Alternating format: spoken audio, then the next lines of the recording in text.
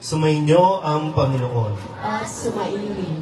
Ang mabuting balita ng Panginoon ayon kay San Juan. Papuri sa iyo, Panginoon. Noong panahong iyon, sinabi ni Jesus sa kanyang mga alagad, kung paanong iniibig ako ng Ama, gayon din naman, iniibig ko kayo. Manatili kayo sa aking pag-ibig. Kung tinutupad ninyo ang aking mga utos, mananatili kayo sa aking pag-ibig. Tulad ko, tinutupad ko ang mga utos ng aking Ama, at ako'y nananatili sa kanyang pag-ibig. Sinabi ko sa inyo ang mga bagay na ito upang makahati kayo sa kagalakan ko at malubos ang inyong kagalakan.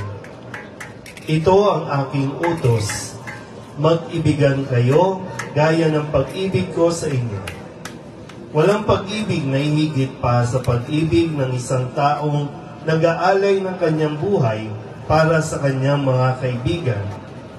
Kayo'y mga kaibigan ko kung tinutupad ninyo ang mga utos ko. Hindi ko na kayo inaaring alipin sapagkat hindi alam ng alipin ang ginagawa ng kanyang Panginoon. Sa halip, inaari ko kayong mga kaibigan sapagkat sinabi ko sa inyo ang lahat ng narinig ko sa aking Ama. Hindi kayo ang pumili sa akin. Ako ang pumili at tumirang sa inyo upang kayo'y humayo at mamunga at manatili ang inyong bunga. Sa gayon, ang anumang hingin ninyo sa Ama sa aking pangalan ay ipagkakaloob sa inyo. Ito ang iniuutos ko sa inyo, mag-ibigan kayo. Ang mabuting balita ng Panginoon. Pinupuri ka namin, Panginoon sa Kristo. Ako po ang lahat. Isang magandang hapon sa inyong lahat. Ngayon ay narinig natin na ipinagdiriwang ang kapistahan ni San Matias. Sabihin niyo nga po, San Matias.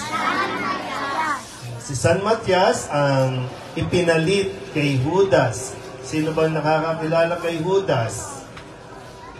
Si Judas yung nagkanulo kay Jesus, no? Yung sa halagang 30 pirasong pilak ay kanyang ipinagkanulo si Jesus, kung kaya si Jesus ay hinuli at doon ay pinarusahan hanggang siya po ay ipako sa krus. At ngayon ay itinatalaga si Matias bilang kapalit ni Judas para kumatawan at kumumpleto sa 12 haligi ng simbahan. Na bilang mga haligi, ang mahalagang katangian ng mga maglilingkod ay dapat sila ay nagtataglay ng pag-ibig. Sabihin niyo nga po, pag-ibig. Pag-ibig! Yan. Dapat matutunan natin mabuti. Kung gusto natin maglingkod, kailangan natin matutunan ang tunay na kahulugan at tunay na pagsasagawa ng salitang pag-ibig. Yung handang mag-alay ng sarili, yung handang unahin ang kapakanan ng iba at hindi ang personal na kanyang mga mitiin o mga ipinaglalaban. Kaya nawa, patuloy natin na hilingin ang Diyos na magpadala rin siya ng mga taong tunay at mayroong puso na maglilingkod sa ating ding komunidad.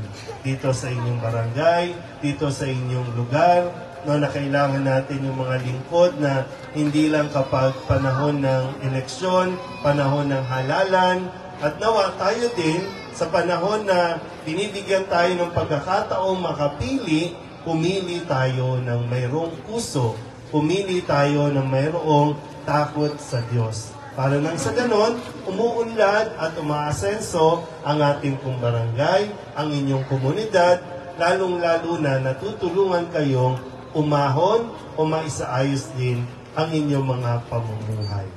Kaya mahalaga po na tinitingnan natin sa pagpili natin kung sila ba ay pinili din ng Diyos.